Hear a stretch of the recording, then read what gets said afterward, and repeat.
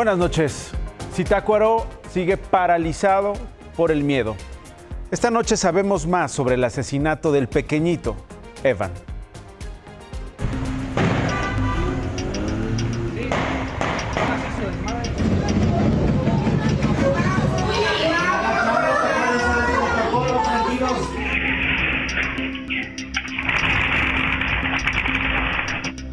Fue un jueves atroz en Zitácuaro, Michoacán. Niños y adultos se cubrieron de las balas como pudieron. Otros no alcanzaron a hacerlo. Unos comerciantes bajaron sus cortinas al escuchar las detonaciones. Otros comercios sirvieron como refugio para quien lo necesitara. Los estudiantes permanecieron horas varados en las escuelas, hasta que bomberos, policías y el alcalde acudieron a los planteles para ayudarlos a llegar a sus casas. Los niños fueron trasladados en patrullas, carros de bomberos y hasta en ambulancias, porque no había transporte público.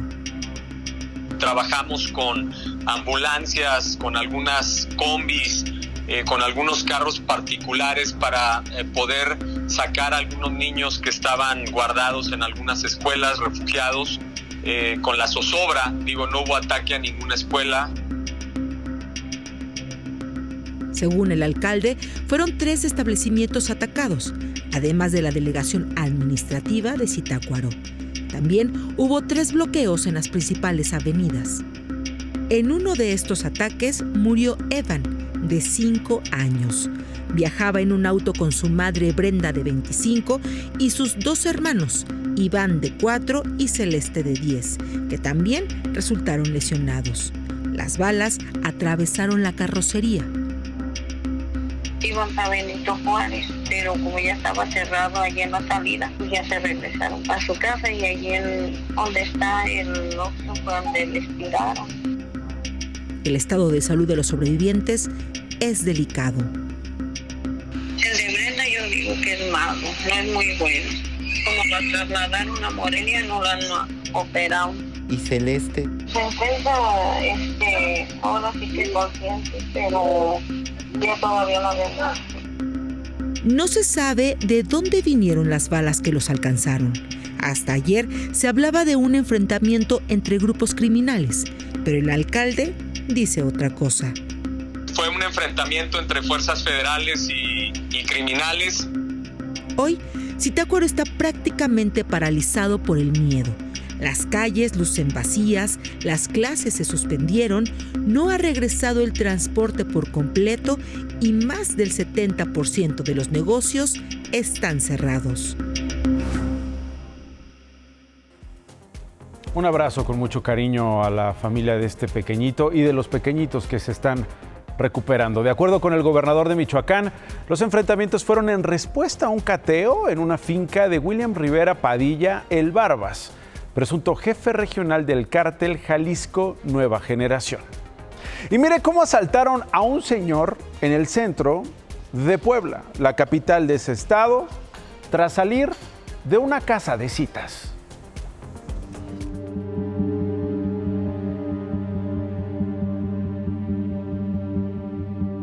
Frente a la taquería El Tiro, en pleno centro histórico de la ciudad de Puebla, estos 2 hombres, que inquietos esperan sobre la calle 18 Poniente, están a punto de sorprender a su víctima cuando salga de una casa de citas.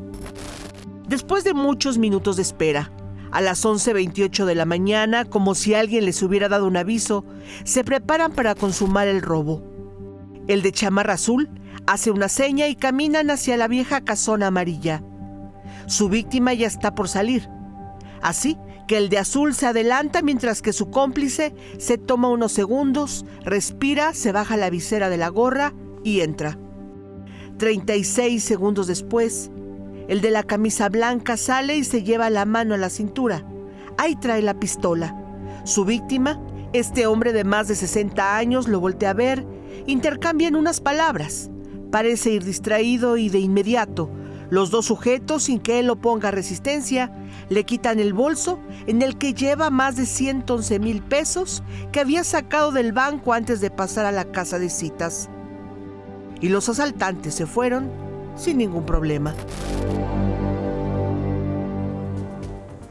¿Todo esto iba a pagar en una casa de citas?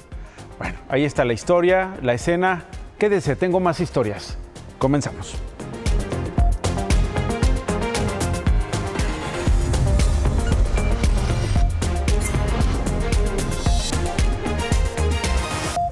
La presidenta de México, Claudia Sheinbaum, estuvo esta tarde en la comunidad de Corraleros, en Pinotepa Nacional, Oaxaca, justo en la zona donde antier tocó tierra el huracán Eric como categoría 3. Ahí prometió alimentación, agua potable y atender los daños en viviendas.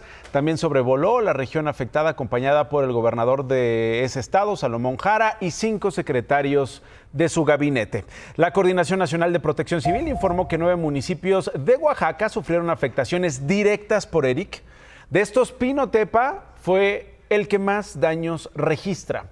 Rachas de viento de hasta 250 kilómetros por hora provocaron la destrucción que usted está viendo en viviendas y la afectación de infraestructura eléctrica y vial.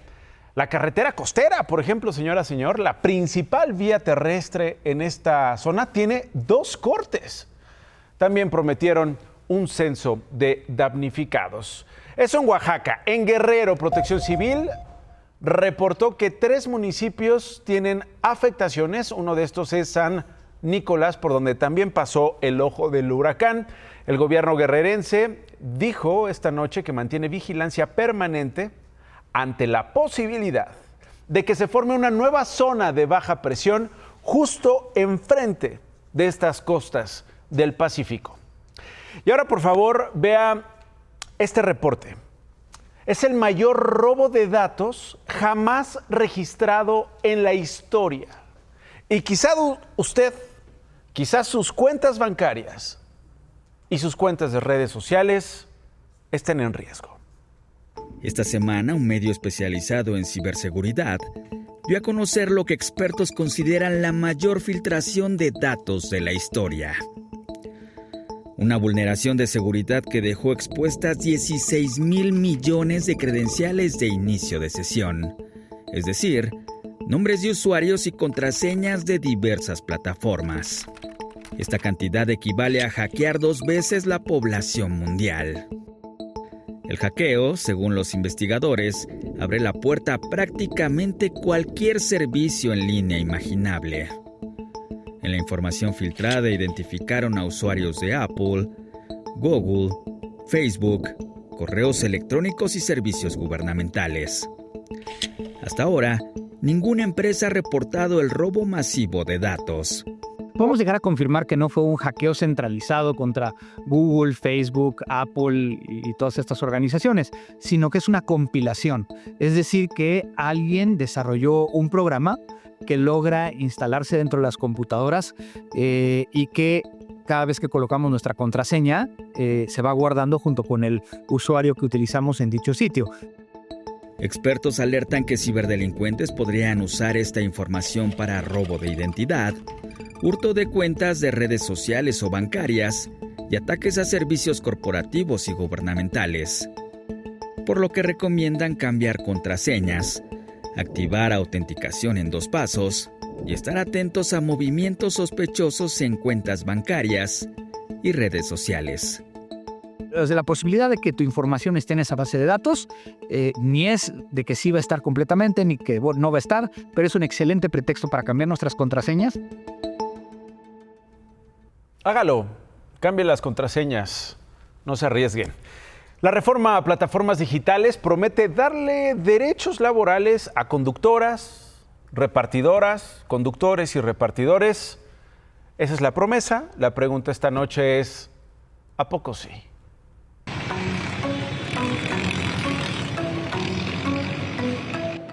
A partir de este domingo, los conductores y repartidores de plataformas digitales dejarán de ser socios para convertirse en empleados, con derechos laborales como seguridad social, vacaciones, aguinaldo, protección contra despidos injustificados e Infonavit. Pero hay una condición. Solo aplica para aquellos que alcancen el salario mínimo mensual, que en la mayor parte del país es de 8,354 pesos. No es un tema de horas, sino que ganan 1,000 pesos o 2,000 o 500 o 5,000 en el mes, esos trabajadores no tendrán acceso a los derechos, no serán reconocidos como trabajadores subordinados porque no llegan a este mínimo de cotización. Esta semana, repartidores de varias aplicaciones se manifestaron contra la reforma.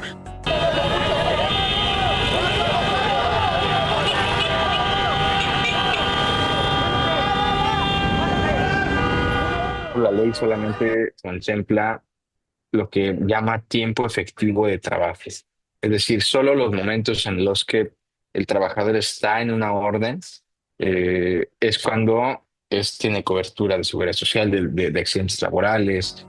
¿Les parece que, si ahora serán empleados, las empresas deberían hacerse cargo de los gastos operativos?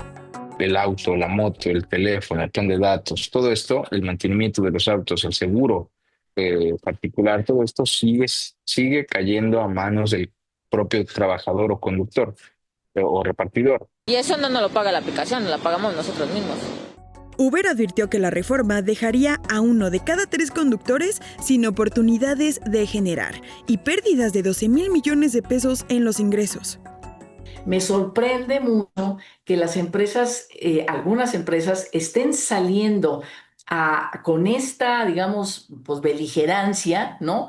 Cuando fueron 3 años de discusión. El inscribirlos en la seguridad social no va a descapitalizar a las empresas para nada, no ha pasado así en ningún país. El 27 de junio, el IMSS, el ISSSTE y el Infonavit publicarán los lineamientos que abarcan esta reforma y será hasta el 1 de julio que arranque la prueba piloto, que durará 6 meses. Durante este tiempo, las plataformas deberán apegarse a la ley y proteger a sus trabajadores.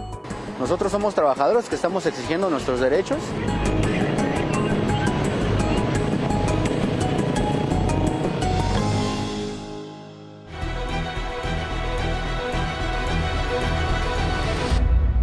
Trump se refería a destruir Fordo. Y aquí es donde llegamos al meollo de esta guerra con Irán. Fordo es una planta nuclear subterránea en Irán. Solo un tipo de bomba puede penetrar y destruir esa instalación. Solo un país tiene esa bomba. Se llama Estados Unidos.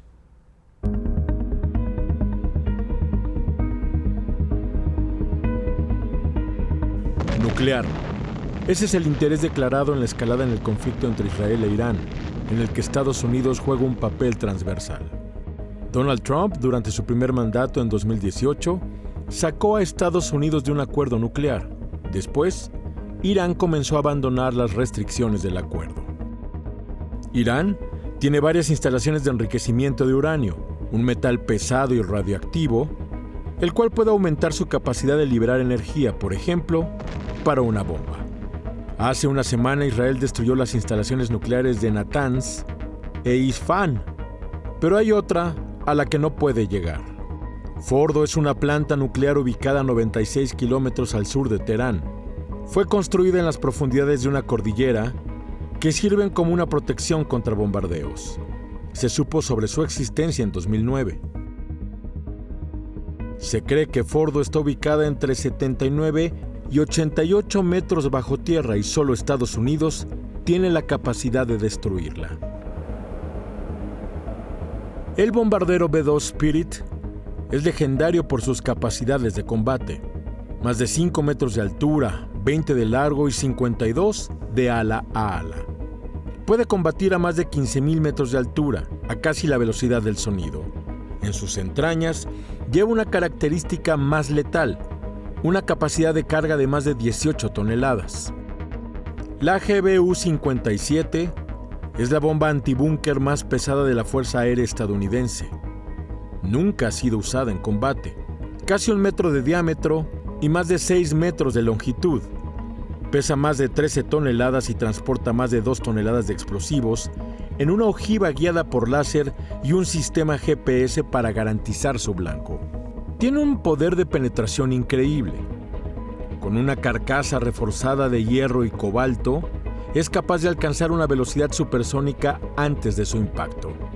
En pruebas ha demostrado que puede perforar hasta 60 metros en concreto, más o menos la altura del Monumento a la Revolución. En caso de llegar a esa profundidad, aún le faltarían 19 metros para alcanzar la distancia más corta a la que se cree que puede estar Fordo. Por eso, el ejército estadounidense considera que tendrá que lanzar varias bombas para asegurar la destrucción del objetivo. Trump esperará menos de 2 semanas para decidir si libera su potencial armado. En manos de ellos está el planeta entero. En medio de esta guerra, el premier israelí Benjamín Netanyahu se sacó esta puntada. אנשים שלצערנו גם נהרגו, משפחות ששכלו יקירים, אני מאוד מעריך את זה. כל אחד מאיתנו נושא מחיר אישי, זה לא פסח על המשפחה שלי. כן, פעם שנייה שבני אבנר, בגלל איום טילים וירי טילים, מבטל חתונה, זה בוודאי מחיר אישי יקר לו, גם לארוסתו ולמשפחתנו. Una boda, la boda de su hijo frente al genocidio en Gaza, por ejemplo. Una boda. Hoy conocimos la historia de Nancy, una mexicana que estaba de viaje familiar en Israel y al tercer día de visita por Jerusalén estalló la guerra con Irán. Tuvo que arreglárselas para salir del país. Consiguió un chofer que la llevara al sur para cruzar la frontera hacia Egipto. De ahí volaron la ruta El Cairo-Estambul en Turquía, luego a Roma en Italia y finalmente Cancún en México. Llegaron hoy a Ensenada, Baja California, un escape que les costó más de 80,000 pesos. Estábamos dormidos, cada quien en su recámara. Entra mi cuñado y me dice, está sonando una alarma. Creo que esta alarma que suena es porque hay misiles. Corrimos a la ventana para mirar hacia el cielo y en efecto se miraban unas, parecían como estrellitas. Era un shock, así que estaba muy nerviosa, pero como consciente de que hey, tenemos que hacer algo. Hay que salir de aquí. Se empezaron las 11 de la noche y no paró hasta las 4 de la mañana. Una de córrele, éntrale, resguárdate, sal, resguárdate. No, y 80,000 pesos le salió barato. María de la Luz Lara, su esposa Natalia Ramírez y Lisbeth Pérez fueron localizadas ya con vida en Nuevo León. Las tres salieron el domingo de Monterrey rumbo a Reynosa, Tamaulipas. El último contacto que tuvieron con su familia fue a través de mensajes cuando avisaron que habían hecho una parada en Cadereyta. Le estoy contando las guerras, esas de baja intensidad, mediana intensidad y a veces alta en nuestro país. El mismo punto donde desapareció también el domingo Pedro Antonio Lorenzo mientras conducía por la peligrosa carretera libre Cadereyta-Reynosa. Él, afortunadamente, también fue localizado con vida. La Fiscalía de Nuevo León informó que las 4 personas estaban abandonadas a la orilla de la carretera Teherán-China. Las víctimas fueron trasladadas a la Fiscalía Especializada Antisecuestros para dar su declaración. De lo que pasó, se ha dicho prácticamente nada. Es el hermetismo, que como usted sabe, provoca terror. En el operativo de búsqueda que desplegó la autoridad, un hombre falleció y 2 más fueron detenidos. El común denominador de estas 4 desapariciones es esta carretera, la carretera Monterrey-Reynosa, donde en las últimas semanas se han reportado varias desapariciones. Esta noche, Imagen Noticias conversamos con uno de los familiares de las mujeres que ya están a salvo. Mis tías, ¿verdad? Pues venían de algo, pues de un domingo tranquilo, ¿verdad? Que pues ahora sí estaban disfrutando su domingo ellas, ¿verdad? O sea, yo digo, o sea, no es de todos los días, vaya, ¿verdad? No tiene por qué desaparecer gente ahora, o sea, ahora ya no podemos viajar, o sea, no va a ser seguro viajar, no, o sea, no es así, ¿verdad? Entonces, pues ahora sí les tocó, ¿verdad? Les tocó esta experiencia y gracias a Dios ellas están bien. Le digo, las guerras en México. La Embajada de Estados Unidos en nuestro país emitió una alerta de seguridad a sus consulados en el norte. La alerta es de nivel 4, es decir, no viajar en carreteras por esa región, especialmente de noche, debido precisamente a los secuestros. Más noticias en 50 segundos. A un mes de su asesinato, el gobierno de la Ciudad de México realizó un homenaje privado a Jimena Guzmán y José Muñoz, al que asistieron familiares, amigos, la jefa de gobierno Clara Brugada y funcionarios estatales y federales. En Estados Unidos, Jaime González, el Homer, ex militar y fundador de los Zetas, fue sentenciado a 35 años de prisión por narcotráfico, lavado de dinero, portación de armas y tráfico de drogas. La presidenta Claudia Sheinbaum dijo que 222 mexicanos han sido detenidos desde el inicio de las recientes redadas en Estados Unidos. Integrantes del Movimiento en Defensa de la Ciudad de las Artes en Tepic, Nayarit, presentaron 2 amparos para frenar la demolición del espacio, donde se pretende construir un estadio de fútbol.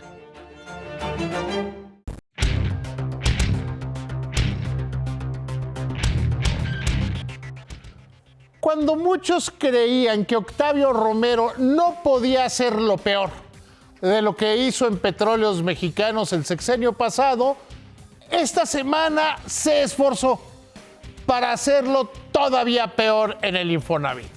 Seguramente ustedes recuerdan cuando el lunes dijo poco más, poco menos: señores que invaden casas, síganlo haciendo. Y nosotros, aunque no sean derechohabientes del Infonavit, les vamos a dar crédito en condiciones preferenciales. Rosicela Rodríguez, la secretaria de Gobernación, lo paró. La presidenta, regresando de su gira internacional, tuvo que salir a hacer un mensaje muy claro. Decir que se tiene que respetar el Estado de Derecho. Y Octavio Romero, en esta ocurrencia semanal, logró que diversos grupos, muy diversos grupos de la iniciativa privada, no a través del Consejo Coordinador Empresarial, sino entre todos ellos, salieran a defender el Estado de Derecho. Y defender el Estado de Derecho es defender los recursos de los trabajadores que están o han estado afiliados al Seguro Social. El dinero del Infonavit no es del gobierno, no es de los líderes de trabajadores, no es de la iniciativa privada, es de personas, de Juan Carlos, de Sofía, de los que salen todos los días a trabajar y por lo tanto debe ser protegido y no que lo esté regalando Octavio Romero ni que fuera Pemex. Échame la cámara. Y los de Uber, Nacho, están en guerra en contra de sus afiliados. Ellos dicen que está mal y que ellos, los trabajadores, no quieren Seguro Social, Infonavit ni Afore. ¿De veras?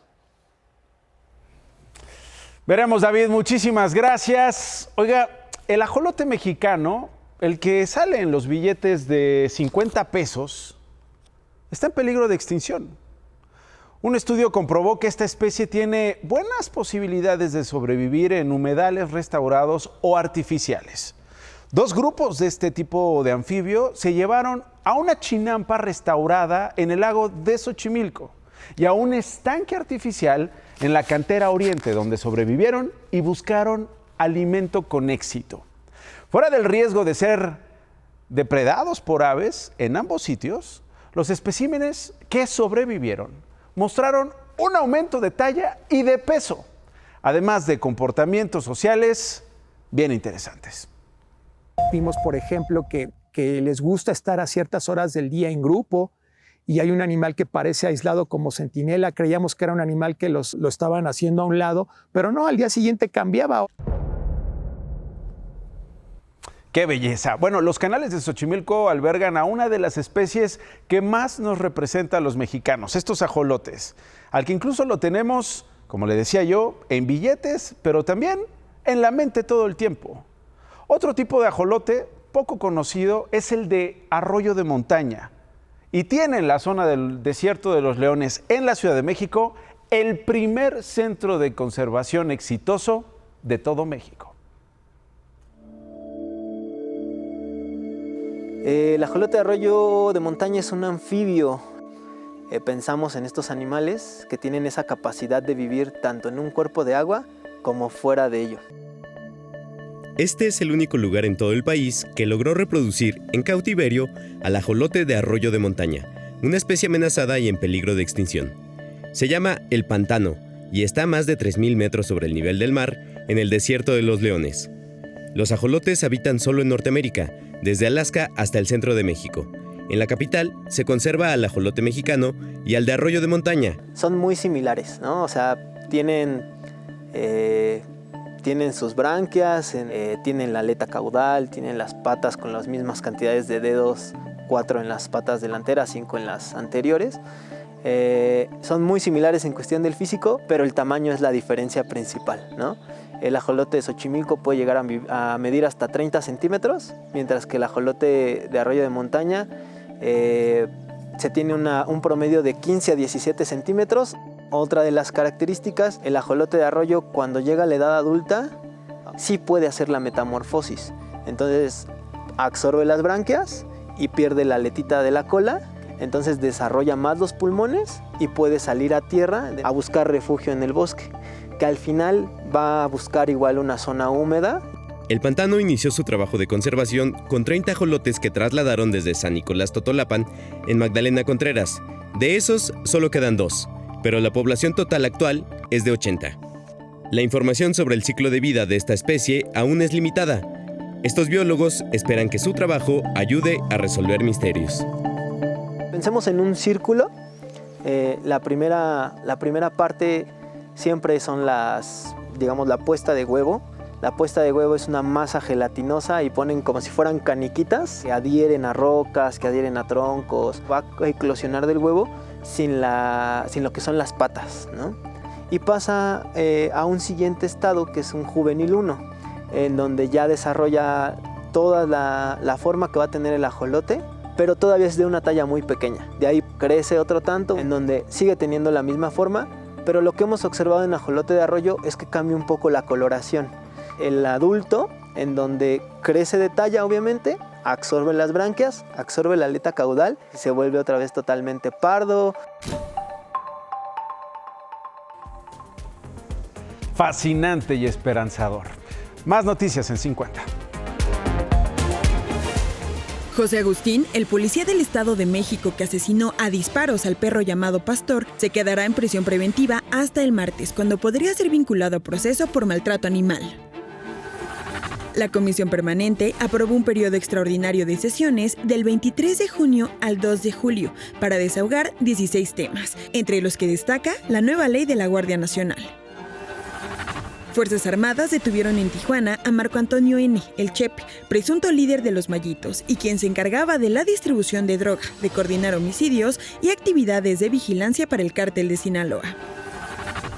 Las embajadas y consulados de Estados Unidos reabrieron las citas para visas de estudiantes y visitantes de intercambio. Uno de los nuevos requisitos es tener públicas las cuentas de redes sociales.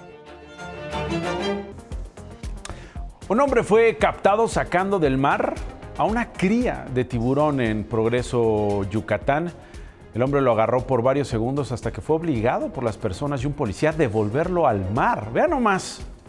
El tiburón cabeza de martillo se encuentra en peligro de extinción. La Policía Ecológica de Progreso ya está investigando lo ocurrido. Muchas gracias por elegirnos. Buen fin de semana.